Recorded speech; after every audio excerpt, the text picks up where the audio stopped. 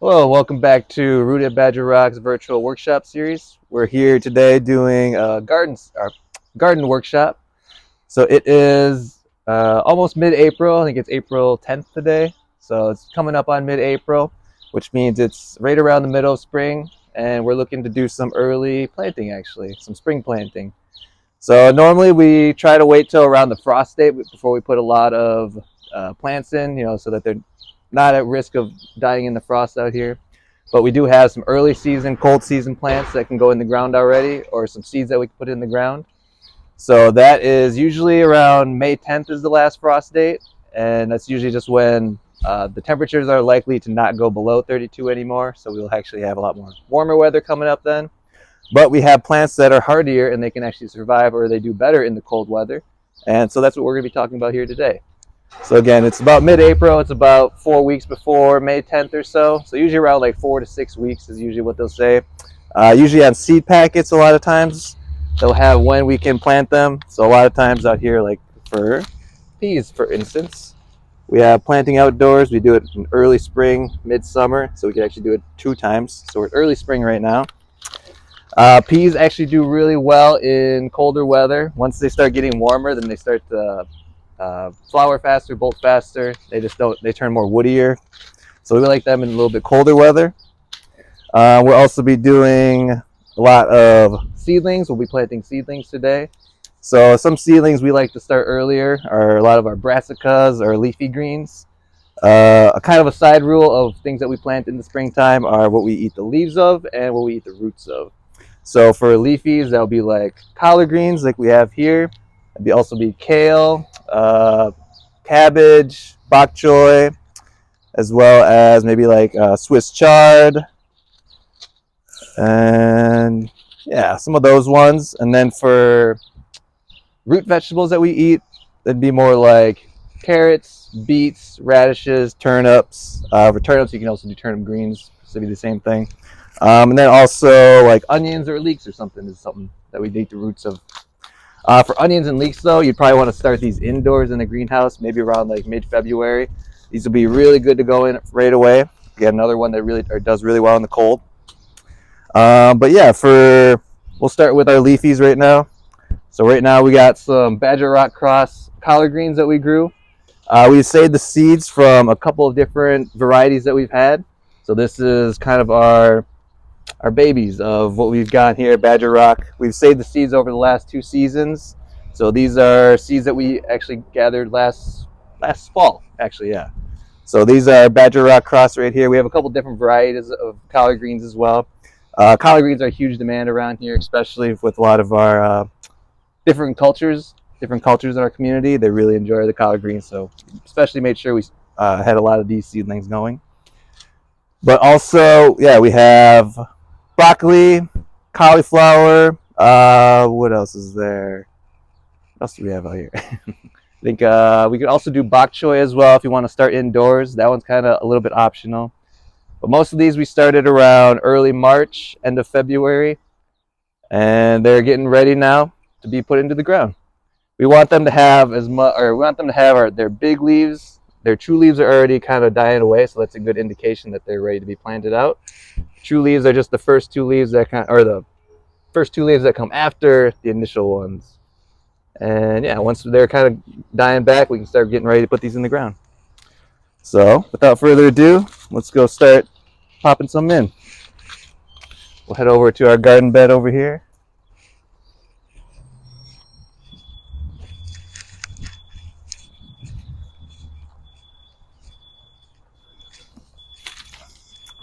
All right, so in this bed, we'll just pop in our collard green over here.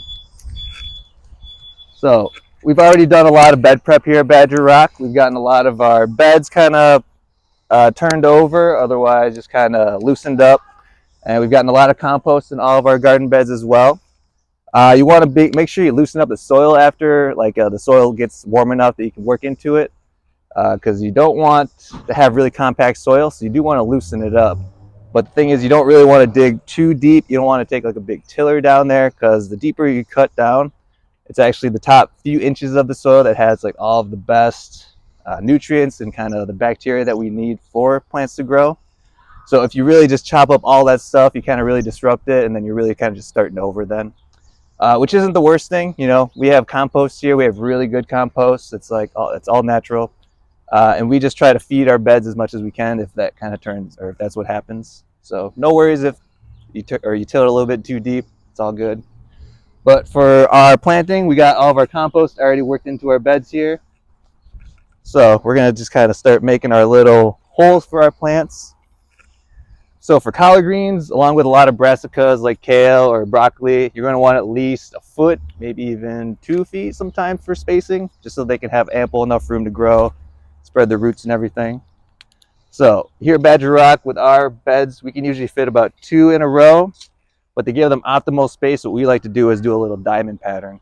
So we were to start a hole here in the middle, then instead of just going straight across, we're going to do a hole up here as well.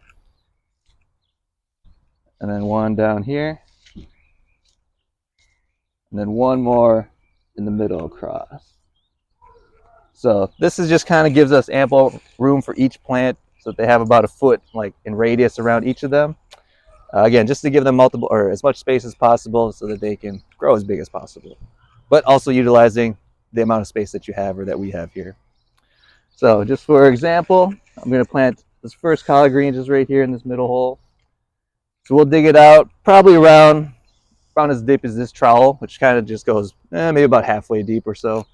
We don't want to cover up the leaves too much. We just want to cover up the stem right around where those first 2 leaves would have started. So it'd be right around here. And then we don't want to yank on the plant stem, because that's kind of like choking them. It would be really bad for the plant. We don't want to hurt them. So we like to try to flip it up. Usually maybe do a V just around there, around the base of the plant. Lightly squeeze the little tray. Wait till it comes up. And there we go. Got it out without pulling up by the stem. And then we usually just like to kind of loosen up the roots a little bit, so they have a little bit better chance of sprouting out.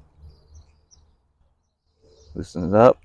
And then normally soil can be kind of dry right now, so if we can get some water out here, we like to kind of water them in as well, just so then they have it doesn't dry out the roots or anything as much, so there's a better chance again. But so if we had water, we put some water in here first and then pop it in. This hole is actually a little bit too deep, so just fill it in a little bit.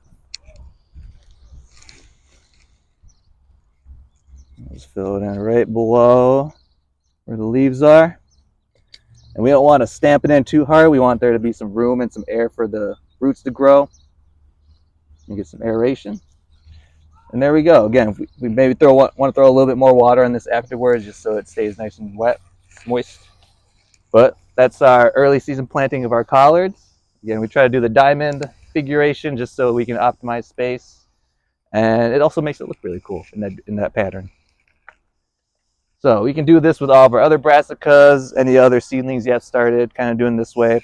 Again, you just want to look at the seed packet, or maybe just look up what the spacing is as well, so you know how much space each plant needs for each variety. And yeah, that's good for starters. Onions are also another good one, or leeks. They'll usually be pretty, like maybe only about 6 inches or a foot tall around this time if you started them indoors. Usually around February is when you start those ones. But those ones you could also plant, maybe interplant them with collards as well. Or you can just make your own row of them. Pretty simple. You'd make mostly like a long furrow in the ground, and then you just kind of plant your seedlings kind of next to each other. Again, just about how big an onion is for root crops, just how big they are, that's about how much space you want in between each of them. So for onions, maybe about 2 to like 4 inches, I would say, in between each of them. Leeks, maybe a little bit bigger, but not too much though. So that's kind of that story for that one. We'll move over to our next type of planting, which is broadcasting. So for broadcasting seeds, again, this would be more for like leafy greens a lot, maybe like spinach, mustard greens, turnip greens, chard you can even do. Chard you can also start indoors again. If you want just a little bit better of a kickstart on your plants, starting indoors is always a little bit better. But for some, such as like spinach, these seeds are so tiny, it really isn't super effective to start them indoors. So, and they're very hardy as well, so they're really easy just to plant outside. And so for spinach seeds, again, we have tiny little seeds. Probably a couple hundred of them right here in just my hand. Again, and just for same thing, we just want the soil to be loosened. We don't want it to be compact, but we also want it to be super deep so that the seeds go too deep, because then they might not sprout too well. So for this one, we already just have our bed. It's nice and loosened up. Again, we can just come along. We'll just do a little bit of broadcasting around here. Broadcasting or direct sowing, another name for it. So we're just going along.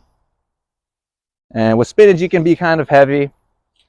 Again, because each one of these is just going to turn into a spinach plant. So we'll just have a nice whole row of spinach over here. We'll get that one done. And then, yeah, for spinach, again, for this one, begin sowing in early spring. So it's right about where we are. For sowing or just seeds planting in general, kind of the rule of thumb is you want to plant them only about as deep as twice as big as a seed is as deep as you want to plant the seed, actually. So they're not very big, so just being above the ground is pretty good. If we want to throw a little bit more compost or a little bit of soil on top of them, that might help as well, just to keep them covered, and trying to avoid the pests as well, getting after them too. You know, we try to avoid all the birds, anything trying to eat the seeds too. But that's spinach. Again, we can do this with like turnip greens, mustard greens, arugula is another one that we could do, or some herbs as well, like cilantro. Cilantro is another good one that does well in the early season. It's a cool weather plant. And then the next one we're going to do some carrots. So carrots is another one we can direct sow. With carrots, they're even smaller of a seed. You can see just how big they are. So these are even smaller, probably almost close to 100 seeds in just that little bit right there. So for these ones, we can broadcast them as well.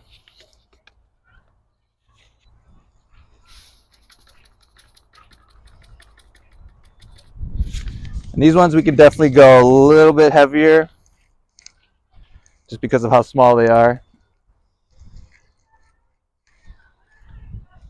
Yeah, and then just judging by how big carrots are will be how much we'll judge our spacing. But because of how small seeds they are, it's really hard to judge just putting like single seeds down and everything. So again, broadcasting is probably the easiest method, just putting them down.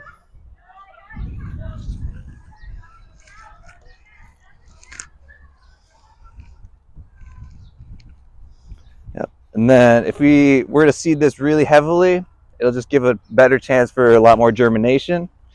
And luckily with carrots, it can be very tedious, but once they start growing, they get their first true leaves and everything, then we can start to thin them.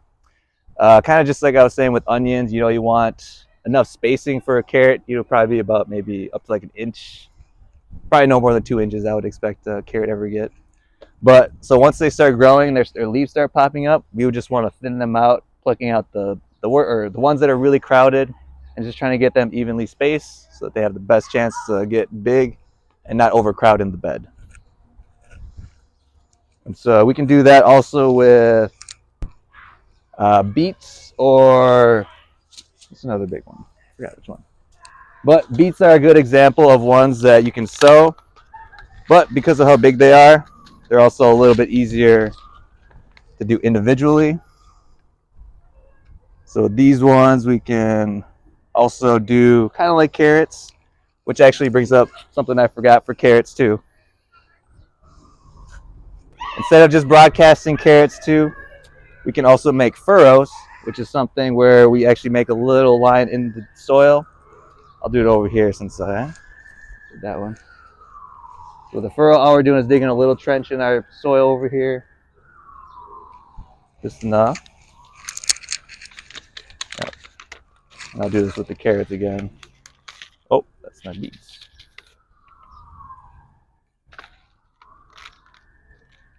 I put the carrots. Oh. But for same with carrots, you would just make a little furrow, make a couple of little lines, dropping a little bit of seed in here, And then again, waiting for them to grow a little bit taller, and then once they get some leaves coming up, that's when we can start thinning them if we need to. Same with beets. You can do the same with beets, just making a furrow in the ground. And then we would just put a couple individual beets inside. Beets grow a little bit wider, so you might want to actually put them individually, space them out a bit more. And yeah, that'll help giving you just optimal space, giving them enough room to grow. Beets can actually get really big too, so you might want to give them a little extra space than actually. I've seen some beets probably about the size of like a baseball, even a softball sometimes. So keep that in mind when growing. Also, always just remember looking at your packet can give you good hints and good tips for ways you want to grow. And then some of the last things we like to grow as well, I mentioned it before, is our peas. So peas are really good, again, because they're good for cold season. They do really well in the cold. Once it starts getting warmer out, again, they'll get a little bit more woody. So getting them earlier, right around this time, mid-April, is the perfect time for this. Peas are another one kind of that we can just direct sow. But if you've ever eaten a pea and seen how big they are, the little pea, that's actually just the seed that you use. So they're a little bit bigger than like our carrot or our beet seeds. So I can get this seed packet open. And then another difference with our peas is that they are a climbing variety. So they have their little tendrils that like to kind of wind up, and they just try to catch on to anything they can find. So we'd rather have them grow up. It makes it easier for harvesting, and then makes it better for just getting more air, keeping them safer. But for peas, as you can see, pretty big seed compared to like the beets or the carrots or even the spinach or anything like that. So these will go just a little bit deeper. And over here we have a trellis. Trellising, you can have anything, maybe just some like bird netting, some actual fencing like this. You can use rope, any kind of thing. You can just make a little bit of a structure so that plants can climb on. You can kind of see just like our old growth from last year. This is just some beans, I believe, that we had. So some pole beans, and then you can see they just wrap around our poles and they just climb all the way up. And again, just makes it easier for harvesting and then just for yield as well. So got our pea right here. For spacing, I would say probably about maybe like 4 to 6 inches or so as well in between or so. So I just kind of like using our fencing right here. So each vertical one, maybe I'll just pop one in. Again, doesn't have to be too deep, twice as deep as the seed is. Pop that in right there. Pop it in. I'll just plant out the rest of this little bit right here. Again, just making sure you get your bed nice and prepped, get some compost in, loosen it up a little bit.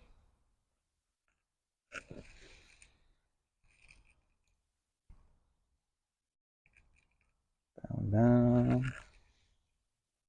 And we'll do one more. All right. So that is our planting of peas right here. Got sugar snap peas, snow peas, great for early season. Beans, you might want to wait a little bit longer. They can go a little bit longer into the warmer weather. But yeah, really great one. Probably some of my favorite vegetables, honestly, especially when they're really sweet. And they're the first ones kind of to come up usually. So it's really awesome that these ones get to be some of the first ones we get to eat in the springtime. Forrest, do you want to share about hardening off? Oh, that's right. Almost forgot about a vital, important step. So before we actually put our plants in the ground, as you noticed, we had a lot of our plants over here on our table outside. So something we want to make sure we do before we put our plants in the ground is to harden them off. So we have all of our seedlings in our greenhouse right now, or most of them. And the idea for hardening off is that they're inside the greenhouse for so long where it's temperature controlled, there's no wind, there's no pests or anything like that.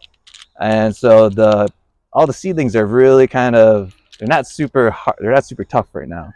If we put them out into the colder weather, the elements out here, they might not make it very easily. So in order to kind of get them used to the outside, we got to harden them off.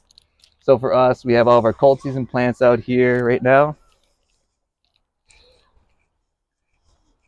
So here at Badger Rock in the morning, we'll bring out all of these plants outside. Again, just exposing them to the weather, into the elements, the wind, the colder weather.